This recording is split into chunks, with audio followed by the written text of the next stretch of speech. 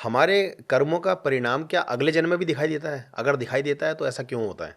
अगर मैं कहूँ कि परमात्मा मेरे हर कर्म का इंस्टेंट रिजल्ट दे दे तो ऐसा तो नहीं है। पॉसिबल नहीं हुआ है। राइट। जी। एक व्यक्ति अपने जीवन में कोई कोई गलत कार्य करता है, मतलब मान लीजिए कोई मुर्गी मार रहा है, अपनी तरीके से किसी जीव हत्या कर रहा है, किसी भी टाइप का कोई ऐसा ऑफेंस कर रहा है।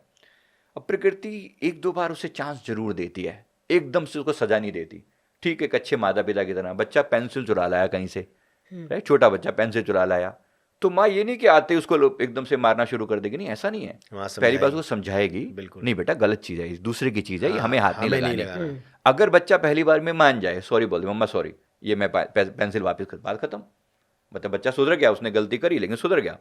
अगर बच्चा नहीं, थोड़ा जिद करे, नहीं नहीं मम्मा मुझे तो बहुत अच्छी लग रही है, मैं तो नहीं दूंगा, तो मम्मा थोड़ा और प्यार से समझाएगी, थोड़ा डांट भी सकती है। फिर अगर 2 या 3 बारे में नहीं समझे और फिर ऐसा, तो फिर परमात्मा, माँ के रूप में परमात्मा जो है वो कहीं ना कहीं फिर वो थप्पड़ लगाना भी उसे आता है। तो थोड़ा वेट करने का मुझे ऐसा लगता है परमात्मा शायद इसीलिए वेट भी करता है कि शायद ये बंदा सुधर जाए। तो इसीलिए कुछ चीज़ें तो ऐसी हैं जिनका रिजल्ट शायद इस जीवन में भी मिलता है, और कुछ कर्म ऐसे हैं जब आप नेक्स्ट जीवन में उनका फल आपको देखने को मिलता है। लेकिन सर सुनने में तो सबसे ज़्यादा ये आता है कि अब जो मेरा जो जीवन है वो पिछले जन्म के जो मैंने कर्म किए उसके आधार पे मुझे ये बॉडी, ये परिवार, ये सब चीज़ें मिली। अब जो मैं इस जन्म में कर्म कर रहा हूँ वो मुझे अगले जन्म में रिफ्लेक्ट होंगी वो चीज़ें। तो क्या ये जर्नी पहले से डिसाइडेड होती है, फिक्स होती है? कहीं ना कहीं ये दोनों बातों का एक मेल है। जीवन जो है, आज बहुत सी बातें ऐसी हैं, जैसे सपोज मेरा जिस घर में मेरा जन्म हुआ, जी। क्या ये मेरे कंट्रोल में था?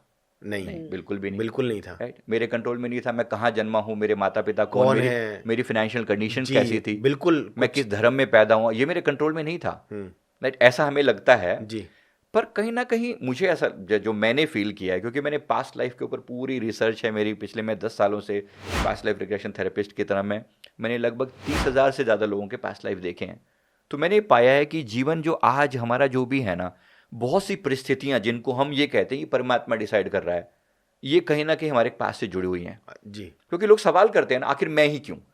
अगर मैं दुखी हुआ, एक बच्चे का सवाल था कि मैं बचपन से मेरे माता पिता थे ही नहीं, मतलब जब तक मैंने आंखें खोली तब तक मेरे माता पिता मर चुके थे। राइट, तो अब ये सवाल बिल्कुल वैलिड है, आखिर मैं ही क्यों? सबके मम्मी पापा हैं, मेरे क्यों नहीं? सवाल है ना, बिल्कुल। कोई भी सवाल कर सकता है ये वाला।